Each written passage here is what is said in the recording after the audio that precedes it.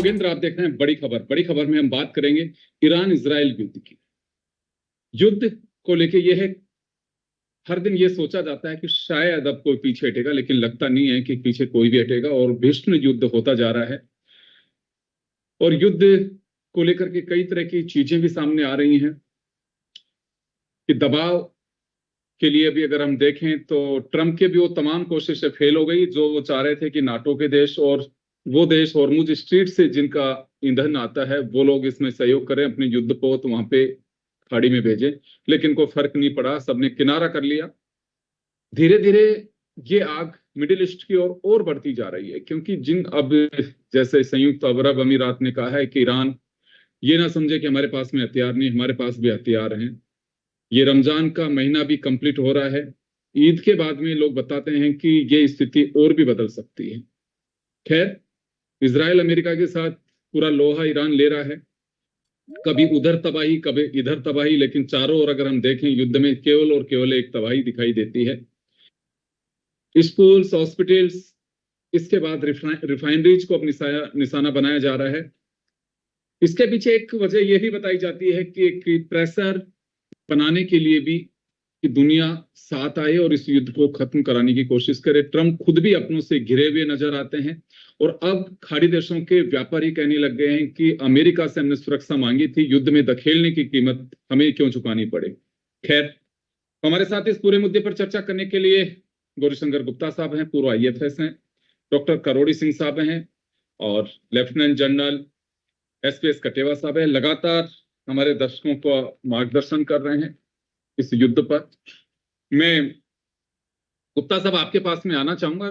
हर दिन कोई ना कोई नई चीज आती है, युद्ध तो चलता ही रहेगा, फोकस सारा खाड़ी देशों पे है, क्योंकि दो चीजें सामने आ रही है। एक, वहां के व्यापारी, वो उनका कहना है कि हम शांति प्रिय जीवन जीना चाहते हैं, सुरक्षा आपसे इस वजह से मांगी थी कि किसी तरह का कोई डिस्टर्ब नहीं हो, लेकिन आप पे पूरे खाड़ी को ही युद्ध में धकेल रहे हो, ये बर्दाश्त नहीं हो सकता। तो वहां एक तो ये इंटरनली अगर हम देखें तो अमेरिका के खिलाफ एक तबका जो व्यापारियों का है वो तैयार हो रहा है, जो ये चीजें बर्दाश्त नहीं कर सकता है कितनी बड़ी जनहानि के साथ साथ उन्हें व्यापारिक हानि भी हो। दूसरी तरफ अभी तक इस युद्ध में हमले बेस को बना के हो रहे थे, लेकिन अब एयरपोर्ट्स को भी वहां पे अटैक किया जा रहा है खाड़ी देशों में, या दूसरे ऐसे संस्थान उन पे भी अटैक किया जा रहा है। साथ ही वहां रिफाइनरी जो है उनको भी अब अटैक की जद में लिया जा रहा है। तो क्या ये कोई प्रेशर की पॉलिटिक्स से ही ये, या अमेरिका पे वहां से दबाव बन सके कि आपके चक्कर में हम क्यों भुने इसमें?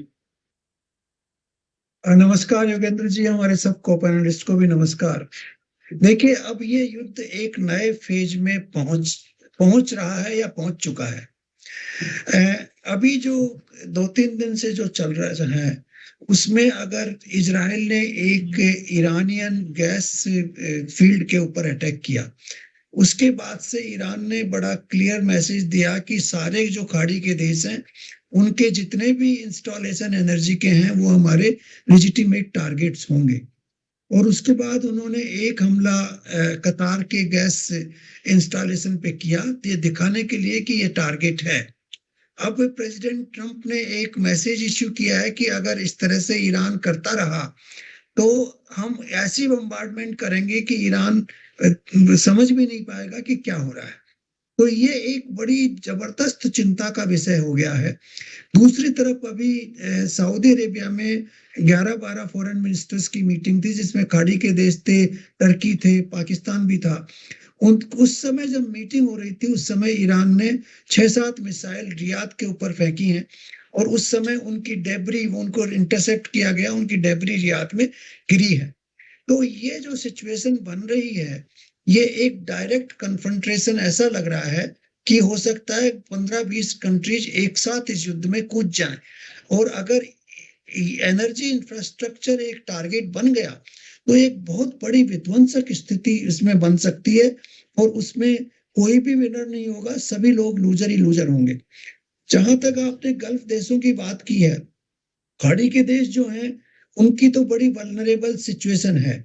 देखिए, वो ईरान से हमेशा डरते रहे हैं कि ईरान बड़ा देश है ईरान, उनकी 10 करोड़ की पॉपुलेशन है, इन लोगों के पास 1-1 करोड़ की पॉपुलेशन भी नहीं है सऊदी अरेबिया को छोड़ के। तो इनको हमेशा डर रहा है, और इनको डर इसलिए भी रहा है कि इनकी प्रॉस्पेरिटी को देख के ईरान जो है उनके ऊपर कभी भी हमला कर सकता है।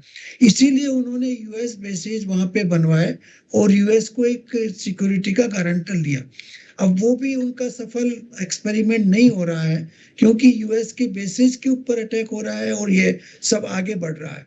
अभी तक गल्फ देशों ने किसी ने भी यूएस बेसिस को अलाउ नहीं किया अटैक के लिए ईरान के ऊपर, अपना एयर स्पेस भी अलाउ नहीं किया अभी तक। लेकिन अब हो सकता है कि वो डायरेक्टली युद्ध में कूदे और अटैक उनके बेसिस से हो या उनके एयर स्पेस से हो, तो वो सिचुएशन बहुत ही भयंकर हो जाएगी।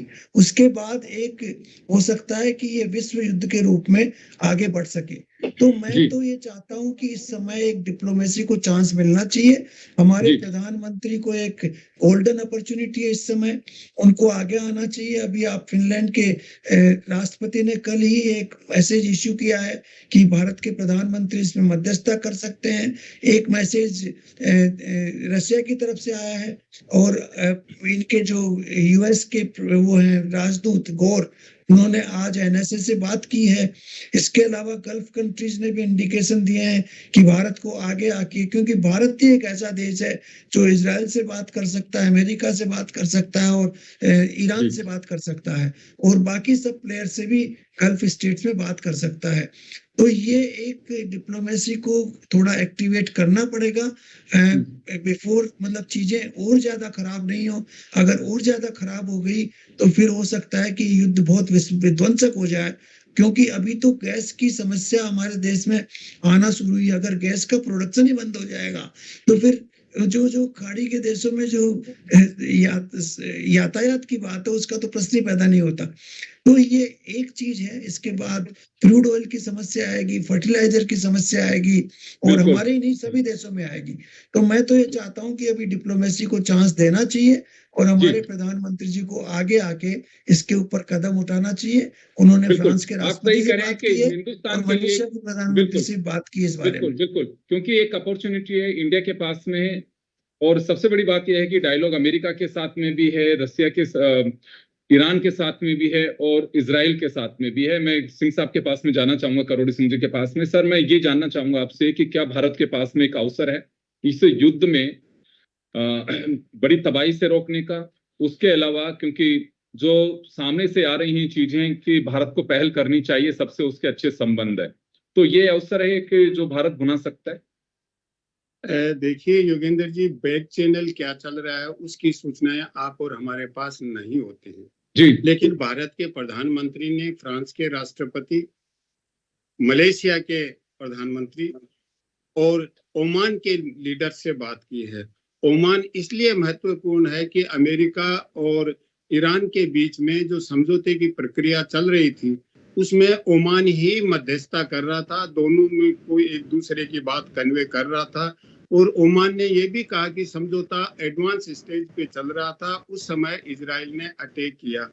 तो ये तीनों ही कंट्री बहुत महत्वपूर्ण है, और केवल इस युद्ध के संदर्भ में नहीं, दूसरे संदर्भ में भी भारत का एक विजन था कि फ्रांस गल्फ कोऑपरेशन काउंसिल के कंट्री और भारत मिलके इंडियन ओशियन में सुरक्षा प्रदान करने के लिए, स्थायित्व के लिए बड़े जो शक्तियां हैं, सुपर पावर हैं, उनको दूर रखा जाए, ये भूमिका निभाएं। तो उसमें मलेशिया को भी इंक्लूड कर सकते हैं इंडियन ओशियन में।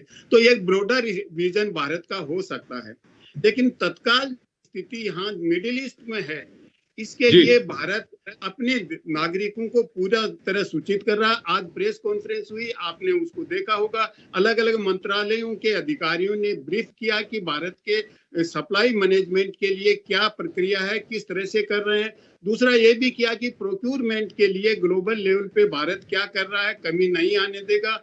रेड सी से अल्टरनेटिव रूट को भी एक्सप्लोर कर रहे हैं। तो भारत अपनी तरफ से भारत के नागरिकों को कोई दिक्कत न हो, कॉन्फिडेंस में लेके कोई पैनिक क्रिएट न हो, उसके लिए तैयारी हो रही है। दूसरे लीडर से बातचीत भी कर रहा है, लेकिन जी। ये सब स्थिति समझते हुए ही जितनी मुझे अंतर्राष्ट्रीय राजनीति समझ में आती है, इस आज की स्थिति में भारत कोई मध्यस्थता करेगा या करने की स्थिति में है। हाँ, भारत ये प्रयास कर सकता है इन सब कंट्री से मिलके कि डायलॉग और डिप्लोमेसी का रास्ता चुनो, लेकिन भारत प्रभावशाली तरीके से आज की स्थिति में कुछ कर पाएगा। हो सकता है कि ये ज्यादा एस्कालेट हो जाए और उसके बाद स्थिति बदले, कुछ और देश साथ हो जाएं भारत के, लेकिन तत्काल मुझे नहीं लगता कि भारत की मध्यस्थता को अमेरिका भी एक्सेप्ट नहीं करेगा और इजराइल और ईरान भी प्रोबेबली नहीं करेंगे। जी, यस, बिल्कुल आप कह रहे हैं क्योंकि अंतर्राष्ट्रीय मुद्दा है और किस तरह से चीजें देखी जा सकती हैं, क्योंकि सबसे बड़ा कारण यही है कि ये एक ऐसी पोजीशन में आ चुका है युद्ध, और युद्ध से ज्यादा इस चीज को लेकर के ट्रम्प साहब का एक बड़ा वो है रोल इसमें, वो जो लगातार ये बात कह रहे हैं कि एक उनके स्टेटमेंट्स और वो जो तबाही ईरान में देखना चाहते हैं, उससे लगता है कि वो एक एक्सट्रीम पोजीशन में भी जाने को तैयार हैं, और मुझे लगता है कि तैयार नहीं, आतुर भी हैं। मैं चलिए, रचित खंडेलवाल साहब हमारे साथ में हैं, मैं एक बार जरा इनसे व्यापारिक वो साझा करना चाहूंगा और उसके बाद मैं कटेवा साहब का रुख करना चाहूंगा। खंडेलवाल साहब, आपके पास में आना चाहता हूँ। क्या लगता है आपको कि मैं देख रहा हूँ कि शेयर मार्केट तो जो भी जैसी स्थिति हिलोरे खा ही रहा है, पीएसयू यूनिट्स के पैसे डूबते नजर आ रहे हैं। उसके अलावा क्या लगता है आपको कि यहाँ पे क्रूड ऑयल के दाम अंतरराष्ट्रीय मार्केट में हैं, तो हमें इस फेज को सामने करने के लिए मानसिक रूप से तैयार रहना चाहिए? योगेंद्र सर, आपको good morning, sorry good evening, मेरे सारे फेलो पैनल्स को भी गुड इवनिंग सर। देखिए, कुछ हम हिस्ट्री पढ़ लेते हैं इसके पहले, और मैं क्यों कह रहा हूँ, थोड़ा सा आपको आगे क्या होने वाला है वो समझना थोड़ा सा आसान हो जाएगा। क्या ये वॉर एक्चुअली में वॉर उसी तरीके से खेला जा रहा है जिस तरीके से पूरा दिखाया जा रहा है? नहीं। सुप्रीम कोर्ट का, यूएस का जब ऑर्डर आया था टैरिफ के अगेंस्ट, उसके बाद क्लियर केस हो गया था कि पूरा दुनिया का ध्यान भटकाने के लिए अब ये अटैक किया जाएगा, और ये अटैक कर लिया गया।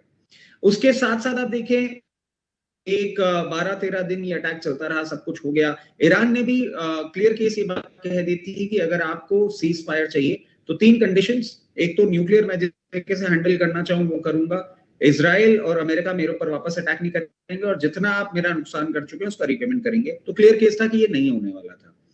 प्रॉब्लम एरिया तब तक भी नहीं था और ये कूल ऑफ हो रहा था। आप देखें, क्लस्टर मिसाइल्स वगैरह चलाई थी, फिर वो खत्म हो गई थी, धीरे धीरे हम सब कुछ कूल ऑफ होते हुए देख रहे थे, क्रूड भी कूल ऑफ होते हुए देख रहे थे। ये सबसाइड हो जाता मामला। प्रॉब्लम अब वापस क्यों बढ़ी है? क्योंकि आप देखें कि आज से 3 दिन पहले Malaysia US Malaysia trade deal से बाहर हो चुका है।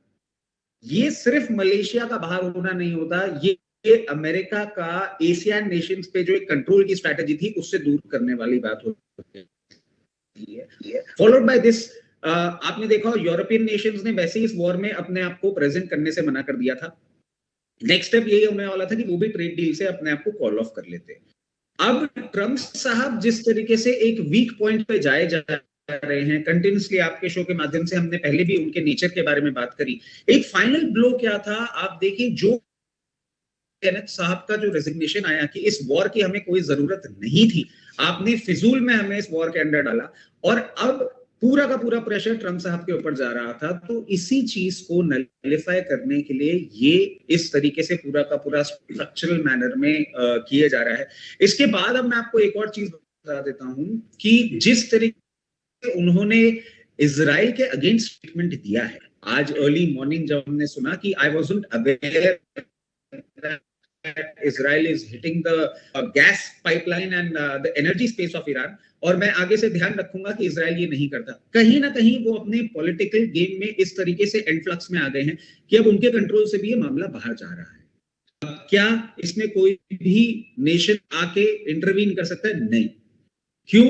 क्योंकि अब आपको एक और पॉइंट समझना होगा। ईरान जो काम करता है, जो पूरा का पूरा एक वर्टिकल है, वो मोज़ैक स्ट्रक्चर है। मोज़ैक स्ट्रक्चर एक पूरा का पूरा डिसेंट्रलाइज स्ट्रक्चर होता है। आपने ईरान के हेड ऑफ मिलिट्री को एलिमिनेट कर दिया है।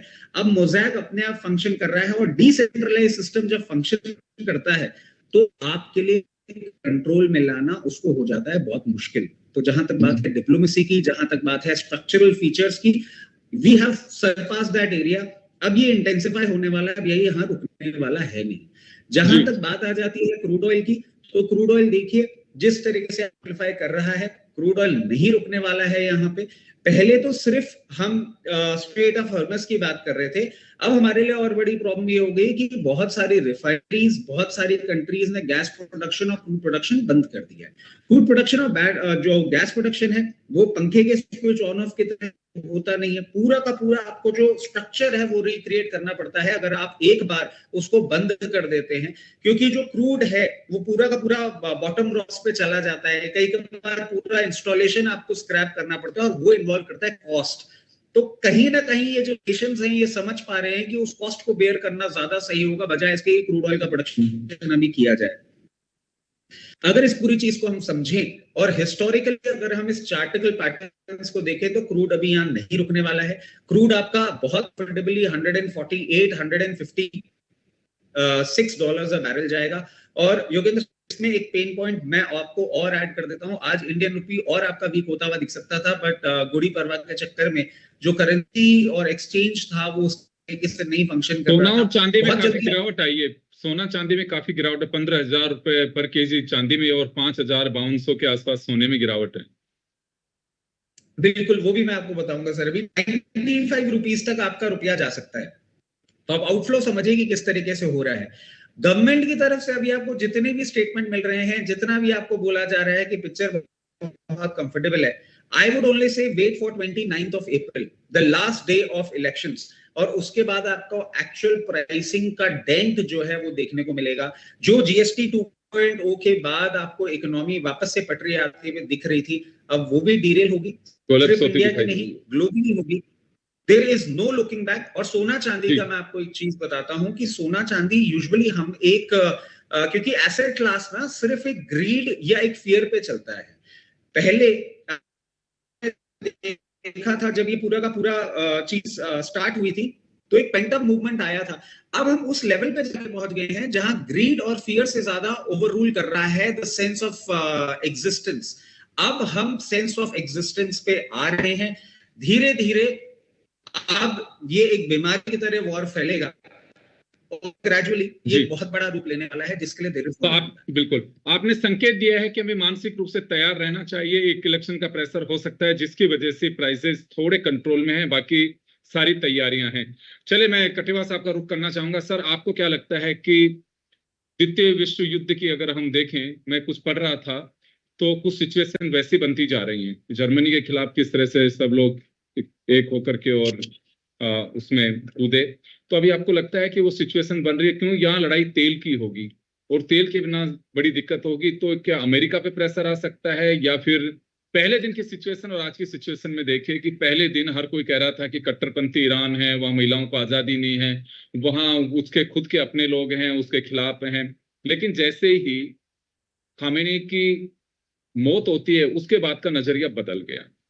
और आज अभी भी आप देख रहे हैं शिया और सुन्नियों में कितने संघर्ष चले, लेकिन अभी कोई भी, क्योंकि ईरान में शिया रहते हैं, सुन्नियों की ओर से कोई ऐसा नहीं आया, कोई मुस्लिम कंट्री उसके खिलाफ उतरने को तैयार नहीं है। बयानबाजी एक अलग बात है, लेकिन ऐसी सिचुएशन नहीं है। तो कुछ सिचुएशन यहाँ बदलती दिखाई दे रही है, या ये डाइवर्ट हो सकता है? जैसे गुप्ता साहब ने संकेत दिए कि और भी देश इसके अंदर आ सकते हैं, करोड़ी सिंह जी ने बताया, तो ये हम उस ओर जा रहे हैं या कुछ अभी पैक हो सकते हैं यहाँ से?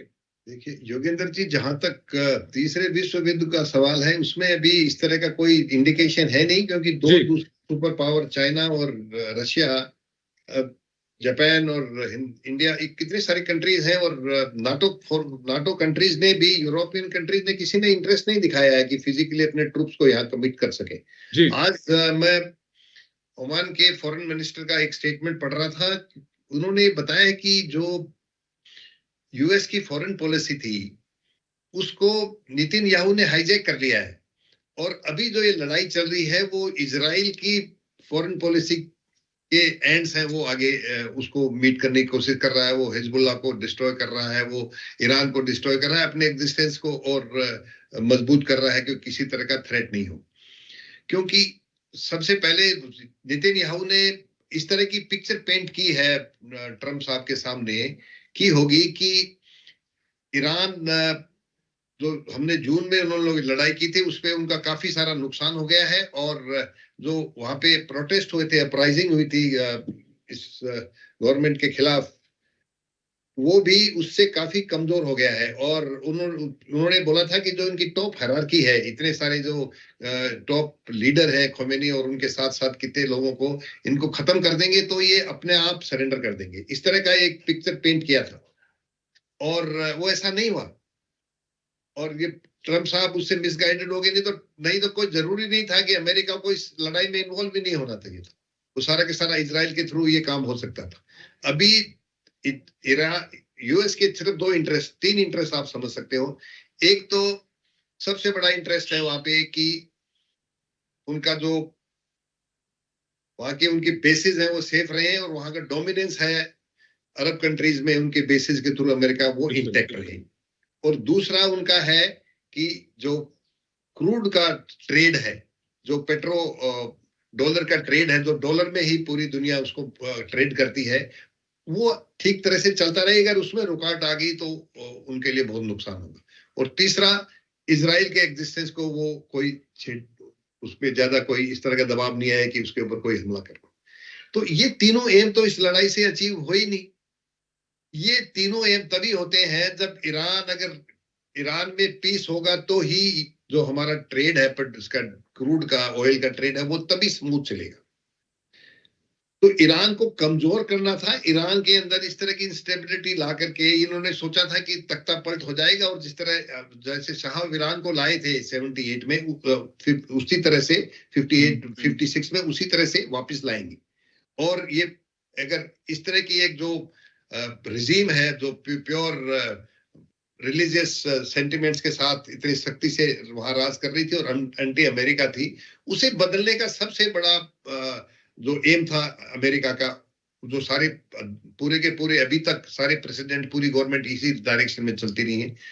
उस तरह की पिक्चर पेंट की है इन्होंने, इजराइल ने, और कि ये काफी कमजोर हो गए हैं और अभी आराम से ये सरेंडर कर देंगे, तख्ता पलट हो जाएगा। इनकी टॉप लीडरशिप को हमने एलिमिनेट कर दिया है और यहाँ कोई दूसरी वाली इस तरह की कोई रुकावट नहीं आएगी। तो ये नहीं हुआ। तीसरी बात, उन्होंने ओमान के फॉरेन मिनिस्टर ने ये भी बोला है कि दोनों लड़ाइयां अभी और जो जून में उन्होंने हमला किया था, वो दोनों ऐसे समय में थी जब डिप्लोमेसी और टॉक्स आराम से एडवांस स्टेज पे चल रहे थे। इस तरह के फीडबैक आ रहे थे कि बातचीत अच्छी तरह से चल रही है और लड़ाई शायद अवॉइड हो जाएगी। और यही बात अभी चल रही थी। अभी ये स्टेटमेंट आया था कि अभी बातचीत आगे बढ़ रही है और अच्छी डायरेक्शन में जा रही है और उन्होंने इतना जबरदस्त हमला किया। ये उनका जो इजराइल के प्राइम मिनिस्टर है नेतन्याहू का, ये सबसे बड़ा था कि इनके असैसिनेशन करने के बाद इनकी टॉप लीडरशिप को वहां पे वैक्यूम हो जाएगा और हमें बहुत आसानी से वहां गवर्नमेंट को हम दूसरी गवर्नमेंट वहां ला सकेंगे। ये नहीं कर पाए। तो दोनों जगह पे जब ऐसा टाइम हुआ जब बातचीत चल रही थी और बातचीत को ब्रेक डाउन हुए बिना उन्होंने हमला बोल करके, अभी भी उस टाइम भी उन्होंने खूब सारे साइंटिस्ट को एलिमिनेट किया था, कितने सारे को असैसिनेट किया था। और इस लड़ाई में भी उन्होंने जो उनकी टॉप लीडरशिप थी, खोमेनी के साथ साथ दूसरे आर्मी चीफ और कितने सारे जो टॉप लीडरशिप थी, उन्हें सबको असैसिनेट किया था। तो आज के दिन ईरान बिल्कुल तैयार नहीं होगा किसी भी बातचीत की, कि बातचीत के विश्वास करे डिप्लोमेसी का कि डील कर लो ट्रंप के साथ। क्योंकि आज ये भी बोला है कि जो डील मैन ट्रंप थे, उनके देश के साथ आज कोई भी देश डील नहीं करना चाहिए, चाहे वो लड़ाई की डील हो, चाहे वो ट्रेड की डील हो। आप देख रहे हो किस तरह से पलटी खाते हैं। तो आज उनकी साख इतनी गिर गई है कि कोई भी देश ये बात को आगे लेकर के कि हम इसमें मध्यस्थता करेंगे, उसमें किसी के ट्रंप के ऊपर किसी का विश्वास नहीं है। वो कब बदली कर देगा, कब क्या करेगा, इसका कोई वो नहीं चाह रहा। दूसरी बात, इजराइल कभी भी ऐसा कोई डील नहीं करेगा लड़ाई रोकने के लिए जिसमें इजराइल को जरा सा भी नुकसान। जो उसने अभी हासिल किया है, हिजबुल्लाह को, पहले हमास को खत्म किया, ऑलमोस्ट अभी कई साल लगेंगे उसे वापस आने के लिए। अभी हिजबुल्लाह को उसी तरह से, और ज्यादा लड़ाई वो लेबनान में कर रहा है, ज्यादा अटैक लेबनान में कर रहा है। कल परसों उन्होंने ग्राउंड फोर्सेस भी सदर्न लेबनान में इंडक्ट कर दिए हैं, जिससे कि नदर्न इजराइल है उसको नुकसान नहीं हो। तो ये इस तरह की बातें हैं कि इजराइल अपनी लड़ाई ठीक तरह से लड़ रहा है और यूएस का जो इन्वॉल्वमेंट था, यूएस की फॉरेन पॉलिसी थी, वो शायद इजराइल ने हाईजैक कर ली है और इस डायरेक्शन में ये लड़ाई आगे चल रही है। तो अभी फिलहाल तो इस लड़ाई का मुझे जो दिखाई दे रहा है कि इजराइल की लीडरशिप में बेशक बयानों के अंदर बयानवीर के रूप में आगे हूं ट्रंप, लेकिन अभी सारी चीजें जो हैं वो इजराइल के कंट्रोल में है युद्ध को लेकर के जो ईरान पे अटैक हो रहा है। दूसरी तरफ ईरान अब बिल्कुल पूरी तरह से मुस्तैदी के साथ में, कहा जा रहा है कि रमजान का महीना है, ईद है कल परसों में, तो उसकी वजह से कुछ गल्फ देशों में अटैक्स कुछ कम है ताकि सेंटिमेंट्स को इस तरह की कोई असर नहीं पड़े आने वाले दिनों में। योगेंद्र जी, ओमान के फॉरेन मिनिस्टर ने ये भी बोला है कि ईरान के पास the best option available was to attack this Arab countries जहां पे अमेरिकन बेसेस हैं, ये बताने के लिए कि अब जितने ये अरब कंट्री सोच रही हैं कि अमेरिकन बेसेस उनको प्रोटेक्ट कर पाएंगी, इस बात को झुठलाना चाहते हैं कि कोई भी अगर देश आपके ऊपर हमला करेगा तो अमेरिकन बेसेस अपना इंटरेस्ट के लिए वहां उन्होंने लगाई है, ना कि आपको डिफेंस देने के लिए। ये भी एक बहुत बड़ी एक आम भाषा में बहुत बड़ी पोल होगी सामने, क्योंकि अभी तक कभी ऐसा वाक्य आया नहीं है और खाड़ी देश एक व्यापारिक दृष्टि से माने जाते हैं, उनका कोई बहुत ऐसा एजेंडा नहीं रहता है, बड़ी पीस की जिंदगी जीना चाहते हैं, ऐशो और आराम की जिंदगी जिए। ये कभी सोचा भी नहीं होगा उन्होंने सपने में भी कि हालात इस तरह के भयावह बन सकते हैं, इस तरह के यहाँ पे ब्लास्ट देखने को मिलेंगे। और अभी स्थिति ये बन सकती है कि ईरान साफ चेतावनी दे चुका है कि अब हम खाड़ी देशों के फ्यूल रिफाइनरीज को हम निशाना बनाएंगे, उनके भंडारों को निशाना बनाएंगे। तो मुझे लगता है कि ये स्थिति और भयावह हो सकती है, इसमें प्रेशर भी आ सकता है। तो दोनों के बीच किसी तरह की स्थिति एक अच्छे रूप में, यूं कहूं कि एक सम्मानजनक समझौते के बीच में को मध्यस्थता करके भी निकाल सकते हैं, और अदरवाइज तो तबाही साफ दिखाई दे रही है और कहां जाकर के रुकेगी कहना बहुत मुश्किल है। केवल ईरान, इजराइल या खाड़ी देश इसको नहीं भुगतेंगे, दुनिया जो इस फ्यूल के भरोसे उनको भी इसका खामियाजा भुगतना पड़ सकता है। सभी का बहुत बहुत शुक्रिया। बड़ी खबर में इतना ही, दीजिए इजाजत, नमस्कार।